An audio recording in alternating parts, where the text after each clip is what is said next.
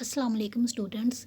आज हम डिस्कस करने जा रहे हैं एप्लीकेशन ऑफ कोऑर्डिनेशन कंपाउंड्स। जैसा कि हम जानते हैं कि कोऑर्डिनेशन कंपाउंड्स दूसरे इनऑर्गेनिक कंपाउंड से बहुत ज़्यादा डिफरेंट होते हैं। इस तरह इनकी एप्लीकेशन भी बहुत ज़्यादा डिफरेंट होती हैं। तो हम इनकी एप्लीकेशन स्टडी करेंगे, तीन हवालों से स्टडी करेंगे कि इनकी एप्लीकेशन केमिस्ट्री में क्या है, लाइफ में क्या है और इंडस्ट्री में क्या है। सबसे पहले हम डिस्कस करेंगे कि application of coordination compounds in chemistry. ये केमिस्ट्री में हम कोऑर्डिनेशन कंपाउंड्स को किस तरह यूज़ कर सकते हैं।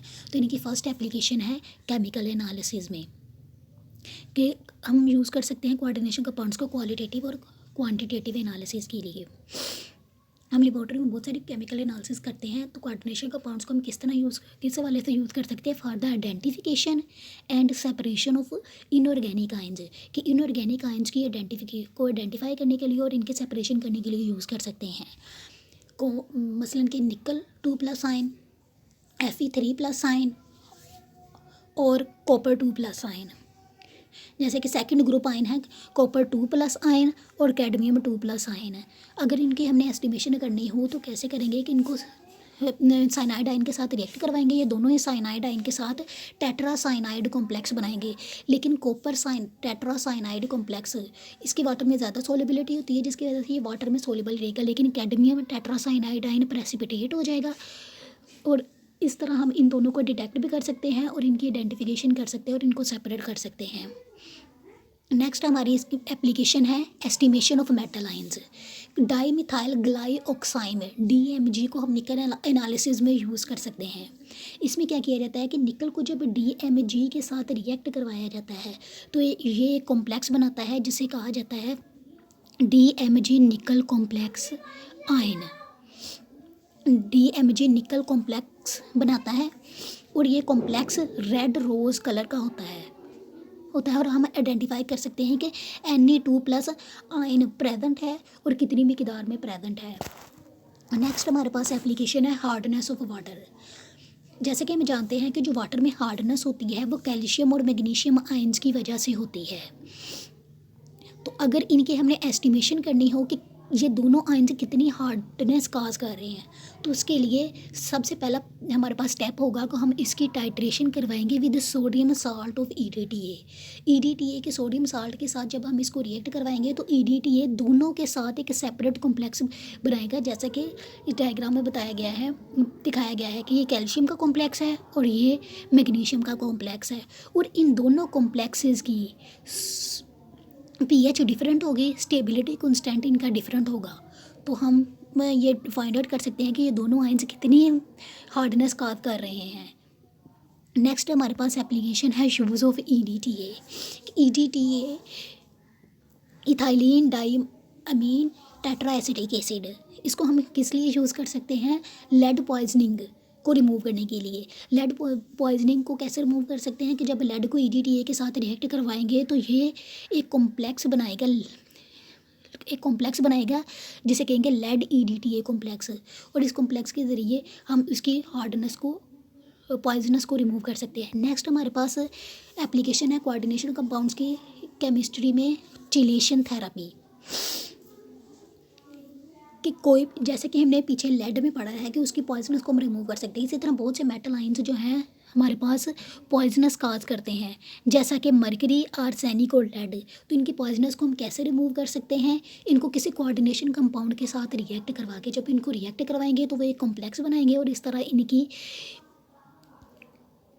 पॉइजनस को हम रिमूव कर सकते हैं। जैसे कि यहाँ पे दिखाया गया है इथाइलिन डाइअमीन चिलेट है कि अगर किसी भी मेटल के साथ इसको रिएक्ट करवाएंगे तो एक कॉम्प्लेक्स बनाएगा और इस तरह इनकी पॉइजनस को हम रिमूव कर सकते हैं।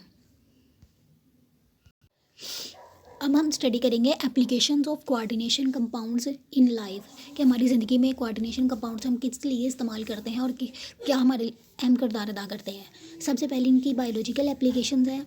जैसे कि हम जानते हैं कि एंजाइम्स बहुत इंपॉर्टेंट मॉलिक्यूल्स हैं, बहुत से केमिकल रिएक्शंस को कैटालाइज करते हैं। तो ये जो कोऑर्डिनेशन कंपाउंड्स हैं बहुत से एंजाइम्स का एक इम्पोर्टेंट पार्ट है, ख़ास तौर पर उनकी एक्टिव साइट का। नेक्स्ट है हमारे पास मेटालोप्रोटीन उस प्रोटीन को कहा जाता है जिसमें सेंट्रल मेटल एटम मौजूद हो।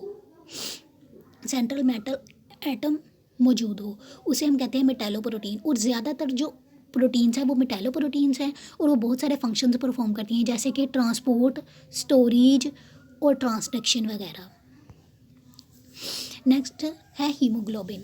हीमोग्लोबिन एक बहुत इंपॉर्टेंट बायोलॉजिकल मॉलिक्यूल है जो कि ऑक्सीजन कैरियर के तौर पर एक्ट करता है तमाम लिविंग ऑर्गेनिजम्स में। और ये भी एक कोऑर्डिनेशन कंपाउंड है किसका, Fe2+ का। सिमिलरली हमारे पास है मायोग्लोबिन। मायोग्लोबिन क्या है, एक ऑक्सीजन स्टोरिंग मसल प्रोटीन है जो ये भी एक कोऑर्डिनेशन कंपाउंड है किसका, आयरन का। नेक्स्ट है हमारे पास क्लोरोफिल। क्लोरोफिल प्लांट्स में का एक अहम मॉलिक्यूल है, बायोलॉजिकल मॉलिक्यूल है जो कि फोटोसिंथेसिस के लिए बहुत ज़्यादा ज़रूरी होता है। और ये भी एक कोऑर्डिनेशन कंपाउंड है किसका, Mg2+ का। जैसे कि इस स्ट्रक्चर में बताया गया है कि ये एक कोऑर्डिनेशन कंपाउंड है मैग्नीशियम का। नेक्स्ट है हमारे पास विटामिन B12। विटामिन B12 भी एक कोऑर्डिनेशन कंपाउंड है और ये कोऑर्डिनेशन कंपाउंड किसका है, कोबाल्ट का। नेक्स्ट है हमारे पास सिस्प्लाटिन। एंटी कैंसर एजेंट के तौर पर इस्तेमाल किया जाता है।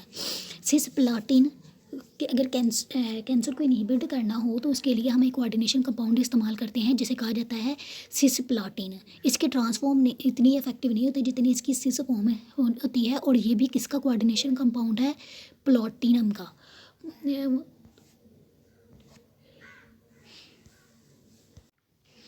नेक्स्ट हम स्टडी करेंगे application of coordination compounds in industry. के इंडस्ट्री में कोऑर्डिनेशन कंपाउंड्स बहुत ज़्यादा अहमियत के हामिल हैं, हम इनको मुख्तलिफ पर्पजेज़ के लिए इस्तेमाल करते हैं। फर्स्ट इसकी एप्लीकेशन है इलेक्ट्रोप्लेटिंग। इलेक्ट्रोप्लेटिंग किसे कहते हैं कि जब हम कोटिंग करते हैं किसी एक्सपेंसिव मेटल की, थिन कोटिंग की जाती है किसी दूसरे मेटल के ऊपर तो उसे हम इलेक्ट्रोप्लेटिंग कहते हैं। तो उसमें भी कोऑर्डिनेशन कंपाउंड्स इस्तेमाल किए जाते हैं। जैसे कि अगर हमने गोल्ड की इलेक्ट्रोप्लेटिंग करनी हो, सिल्वर की करनी हो, तो इनके लिए कोऑर्डिनेशन कंपाउंड्स बहुत अहम किरदार अदा करते हैं। नेक्स्ट हमारे पास मेटलर्जी। मेटलर्जी किसे कहते हैं कि एक्सट्रैक्शन ऑफ सिल्वर और गोल्ड। सिल्वर और गोल्ड की एक्सट्रैक्शन फ्रॉम देयर ओर्स, उसे हम कहते हैं मेटलर्जी। तो ये प्रोसेस किस तरह किया जाता है कि सबसे पहले हम सिल्वर सल्फाइड को हम सोडियम साइनाइड के साथ रिएक्ट करवाएंगे तो वो एक कॉम्प्लेक्स बनाएगा। और इस कॉम्प्लेक्स को जब हम जिंक के साथ रिएक्ट करवाएंगे तो वो एक और कॉम्प्लेक्स बनाएगा और इसमें सिल्वर हमारे पास प्रेसिपिटेट हो जाएगी, जिसकी मदद से हम सिल्वर को उनके ओर्स से एक्सट्रैक्ट कर सकते हैं और इस प्रोसेस को कहते हैं मेटलर्जी। इस तरह कोऑर्डिनेशन कंपाउंड्स मेटलर्जी में बहुत अहम किरदार अदा करते हैं। नेक्स्ट है कि कोऑर्डिनेशन कंपाउंड्स को हम एक कैटलिस्ट के तौर पर भी यूज़ कर सकते हैं। बहुत से केमिकल रिएक्शंस को के रेट को इन्हांस कर देते हैं। जैसे कि पहले बताया था मैंने कि कोऑर्डिनेशन कंपाउंड्स एंजाइम्स के बहुत सारे एंजाइम्स के एक इंपॉर्टेंट पार्ट होते हैं, खासतौर पर उनकी एक्टिव साइड का। इसी तरह जैसा कि कार्बोक्सीपेप्टाइडेज एक एंजाइम है जो कि कौन से प्रोसेस को कैटालाइज करता है, डाइजेशन को। और ये भी एक कोऑर्डिनेशन कंपाउंड्स है जिंक आयन का।